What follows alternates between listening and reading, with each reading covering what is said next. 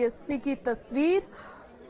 बेंगलुरु से हम सीधी आपको दिखा रहे हैं। उनका संबोधन शुरू होने जा रहा है।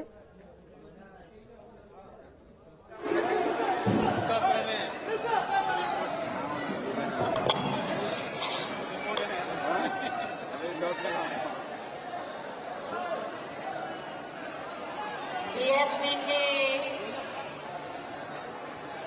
चुनावी जनसभा में इकट्ठा हुए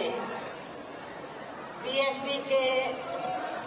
सभी छोटे बड़े पदाधिकारी, कार्यकर्ता एवं बीएसपी से चुनाव लड़ रहे हमारे यहाँ मौजूद प्रत्याशीगण, आज आप लोग यहाँ अपने कर्नाटक स्टेट में विधानसभा के लिए हो रहे आम चुनाव में चुनाव आचार संहिता के नियमों का पालन करते हुए अपनी पार्टी के उम्मीदवारों के समर्थन में मुझे सुनने के लिए यहाँ इकट्ठा हुए हैं, तो उसके लिए मैं आप सभी लोगों का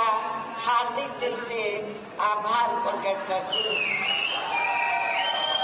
और अब मैं सबसे पहले अपनी पार्टी के संबंध में ये कहना चाहूंगी कि हमारी पार्टी ये चुनाव आपके कर्नाटक स्टेट की अधिकांश विधानसभा की सीटों पर अकेले अपने बलबूते पर ही पूरी तैयारी व दमदारी के साथ ये चुनाव लड़ी। अर्थात हमारी पार्टी ने इस चुनाव में यहाँ किसी भी पार्टी के साथ किसी भी प्रकार का कोई भी चुनावी समझौता आदि नहीं किया। इतना ही नहीं, बल्कि हमने बीएसपी से जुड़ने की तादाद को ध्यान में रखकर ही फिर उसी अनुपात में ही यहाँ सर्व समाज के लोगों को टिकट भी दिए। लेकिन अब मैं इस चुनाव में आप लोगों का ध्यान अपनी पार्टी बीएसपी को कामयाब बनाने के लिए कुछ जरूरी बातों की तरफ दिलाना चाहती हूँ। और इस संबंध में मैं आप लोगों को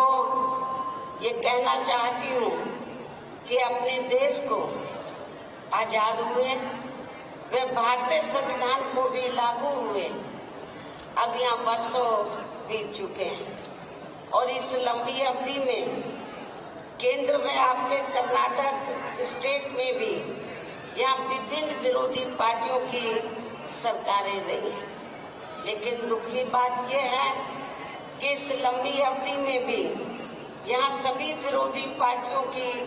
रही सरकारों में वे आपके प्रदेश सहित पूरे देश में भी सब समाज में से विशेषकर दलितों, आदिवासियों, पिछड़े वर्गों, मुस्लिम व अन्य धार्मिक अल्पसंख्यकों के साथ साथ गरीबों, मजदूरों, किसानों, व्यापारियों एवं अन्य मेहनतकश लोगों का भी सही से विकास व उत्थान आदि नहीं हो सका है। जिनकी सरकारों की नीतियों व कार्यशैली को अभी इन्हें और ज्यादा आजमाने की जरूरत नहीं है। और इस संदर्भ में मैं खासकर यहाँ दलितों, आदिवासियों व अन्य पिछड़े वर्गों के लोगों को ये भी बताना जरूरी समझती हूँ कि इन्हें परम पूज्य बाबा साहब डॉक्टर भीमराव अम्बेडकर के कड़े संघर्ष व अथक प्रयासों से भारतीय संविधान के तहत मिले कानूनी अधिकारों में से विशेषकर सरकारी नौकरियों में जो आरक्षण की सुविधा मिली है, तो उसे भी यहाँ शुरू से ही इन वर्गों के प्रति हीन व जातिवादी मानसिकता रखने वाली सभी विरोधी पार्टियों की सरकारें प्रभावहीन बनाने में तथा इसे अब धीरे धीरे खत्म करने की भी पूरी कोशिश में लगी हुई है। यही मुख्य वजह है कि देश में आजादी के बाद केंद्र व राज्यों में भी काफी लंबे समय तक सत्ता में आसीन रही खासकर कांग्रेस पार्टी ने, और अब केंद्र व अधिकांश राज्यों में भी बीजेपी व अन्य विरोधी पार्टियों की रही सरकारों ने इनका आरक्षण का कोटा अभी तक भी पूरा नहीं किया है। पदोन्नति में आरक्षण को तो इन्होंने मान्य कोर्ट की आड़ में काफी हद तक खत्म कर दिया है, और इस मामले में लगभग यही खराब स्थिति हमें यहाँ आपके कर्नाटक स्टेट में भी देखने के लिए मिल रही है। इसके साथ ही अब तो इन वर्गों के लोगों को प्राइवेट सेक्टर में आरक्षण दिए जाने की व्यवस्था किए बिना ही केंद्र व राज्यों में भी ज्यादातर सरकारी कार्य यहाँ प्राइवेट सेक्टर के जरिए ही देश के अधिकांश बड़े बड़े पूंजीपतियों व धन्ना सेठों को ही दिए जा रहे हैं। आपके कर्नाटक स्टेट में भी ये सब हमें देखने के लिए मिल रहा है, जिसके कारण अब पूरे देश में इन वर्गों के लोगों को आरक्षण का बहुत कम ही लाभ मिल पा रहा है, और इससे अब पूरे देश में दलितों व आदिवासियों के साथ साथ अन्य पिछड़े वर्गों के लोगों को भी काफी ज्यादा नुकसान हो रहा है। इसके साथ साथ यहाँ मैं अन्य पिछड़े वर्गों के लोगों को ये भी बताना चाहती हूँ, बैकवर्ड क्लास के लोगों को ये भी बताना चाहती हूँ कि इन्हें मंडल कमीशन की रिपोर्ट के तहत आरक्षण की ये सुविधा केंद्र में रही कांग्रेस व बीजेपी आदि की भी रही सरकार में नहीं मिला है, बल्कि बीएसपी के कड़े संघर्ष एवं अथक प्रयासों से ही श्री बीपी सिंह की सरकार में ही इन्हें यह सुविधा मिली है, जिसका भी विरोधी पार्टियां इन्हें इनका पूरा लाभ नहीं दे पा रही है। और सोचने की बात यह है कि आपके कर्नाटक स्टेट में जब असेंबली का चुनाव हो रहा है तो कांग्रेस पार्टी ने यहाँ खास तौर से वीकर सेक्शन के लोगों को ये कहा कि हम आरक्षण की जो सीमा है 50% से बढ़ाकर 75 कर देंगे। लेकिन सोचने की बात यह है कि जिस कांग्रेस पार्टी ने अपनी हुकूमत में मंडल कमीशन की रिपोर्ट लागू नहीं की, जिस कांग्रेस पार्टी ने अपनी हुकूमत में SC/ST का रिजर्वेशन कोटा पूरा नहीं किया और इनके हितों के लिए जो कानून बनाए गए थे तो उनको लागू नहीं किया, तभी फिर बाबा साहब डॉक्टर अंबेडकर ने तो देश की जो सेंटर की पहली सरकार थी उसके वो कानून मंत्री थे, उससे उन्होंने इस्तीफा दे दिया। तो इसलिए आप लोगों को जो 50 से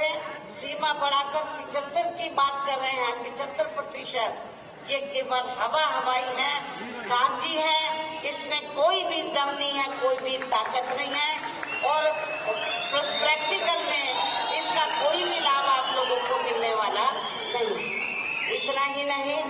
बल्कि बीएसपी के अथक प्रयासों से ही श्री बीपी सिंह की सरकार में इन वर्गों के मसीहा परम पूज्य बाबा साहब डॉक्टर भीमराव अंबेडकर को भी यहाँ भारत रत्न की उपाधि से सम्मानित किया गया है, जिसके लिए वो हर प्रकार से पात्र भी थे। जब सेंटर में कांग्रेस पावर में थी तो हमारे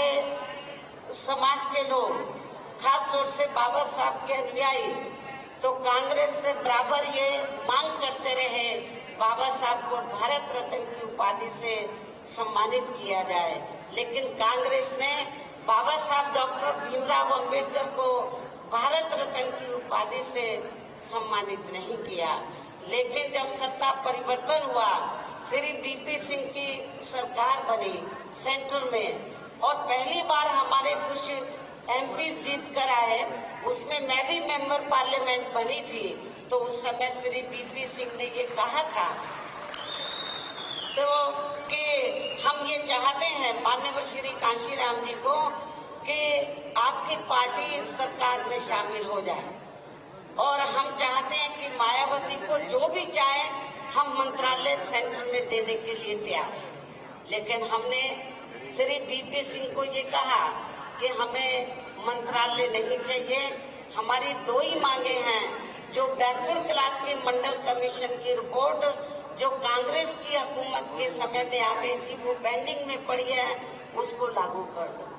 कांग्रेस पार्टी ने अपने लंबे अरसे के शासनकाल में तो बाबा साहब को भारत रत्न की उपाधि से सम्मानित नहीं किया है, उनको सम्मानित कर दो। हमें इसके सिवाय ना कोई बड़ी कुर्सी चाहिए, हमें केवल बाबा साहब का सम्मान चाहिए। और